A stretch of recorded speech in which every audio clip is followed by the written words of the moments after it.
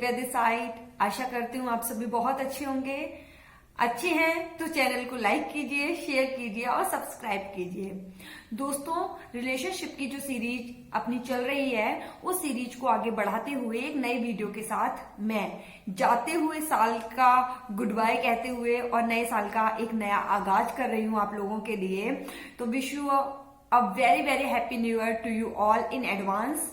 Hopefully अब daily एक video आप लोगों के लिए मैं लेके आ पाऊं, ऐसी मेरी कोशिश रहेगी।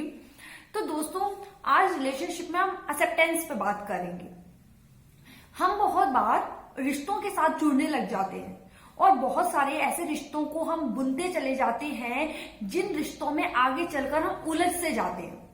आज कोई व्यक्ति हमें बहुत पसंद आता है, लेकिन कुछ समय बाद कुछ ऐसा होता है कि उस व्यक्ति के अंदर हमें बहुत सारी कमियां नजर आती हैं।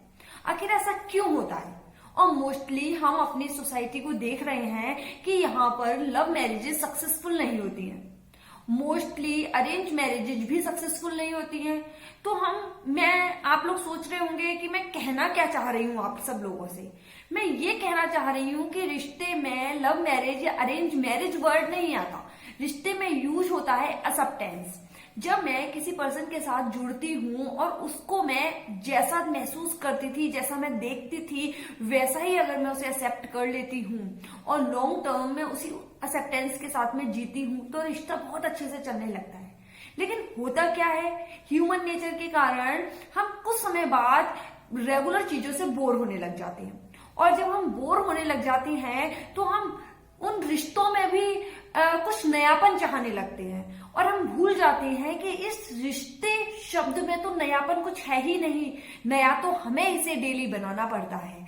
हमें आपस में एक दूसरे के साथ में इस बॉन्ड को शेयर करना पड़ता है, जिससे बॉन्ड बहुत स्ट्रांग होता चला जाता है। और हमें एक दूसरे को जब हम जानने लगते हैं तो हमें हर एक दिन उसके बारे में कुछ नया जानने को मिलता है। दोस्तों, ऐसा होता है मोस्टली कि आज आप किसी के बहुत अच्छे दोस्त हैं, आपने उसको दोस्ती उससे कैसे की?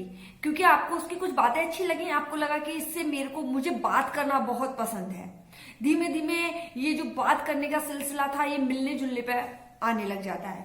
मिलते जुलते आप लोगों के आपस में फीलिंग शेयर होने लग जाती हैं और आप लोग आपस में रिलेशनशिप में आ जाते हैं। धीमे धीमे रिलेशनशिप में भी आपको कुछ नयापन लगता है और आप चाहते हैं कि मैं इसके साथ पूरी जिंदगी बिताता हूँ या बिताती हूँ, और आप उस पर्सन से शादी कर लेते हैं। अब मजा तो इसके बाद आने लगता है।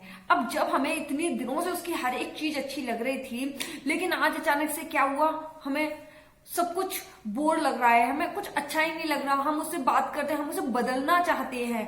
हम ये भूल जाते हैं कि हम उससे उसकी आइडेंटिटी छीनने की कोशिश कर रहे हैं। वो आइडेंटिटी जिस आइडेंटिटी से हमने प्यार किया था, हमने लगाव महसूस किया था।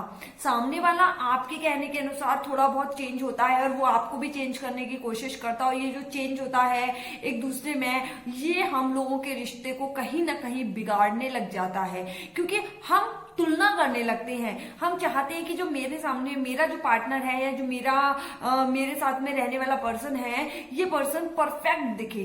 परफेक्शन तो कहीं भी नहीं होता ना। परफेक्शन की तो कोई थ्योरी ही नहीं है। परफेक्शन तो सिर्फ वही है जो हम एक दूसरे की आंखों में देख पाए। अगर मेरी आंखें आपको परफेक्ट मानती हैं तो आप मेरे लिए परफेक्ट है ना। अगर आपकी आंख मुझे परफेक्ट मानती है तो मैं परफेक्ट हूं आप लोगों के लिए। यही तो होता है। हम किसी को सिर्फ दूर से देखकर पसंद कर रहे हैं या हम उसकी आइडेंटिटी को चेंज करने की कोशिश कर रहे हैं, तो that is not the acceptance. और ये जो एक्सेप्टेंस वर्ड हमारी लाइफ में इंक्लूड नहीं हुआ है ना, इस एक्सेप्टेंस वर्ड के इंक्लूडेशन का ही हम लोगों को सबसे ज्यादा कोशिश करना चाहिए। क्योंकि जिस दिन ये इंक्लूड हो जाएगा हमारी लाइफ बहुत अच्छी हो जाएगी और हम एक दूसरे के साथ में बहुत अच्छा एक हार्मोनिक रिलेशनशिप स्टैब्लिश कर पाएंगे। चाहे वो रिलेशनशिप दोस्ती का हो या भाई बहन का हो, we don't need to change anything.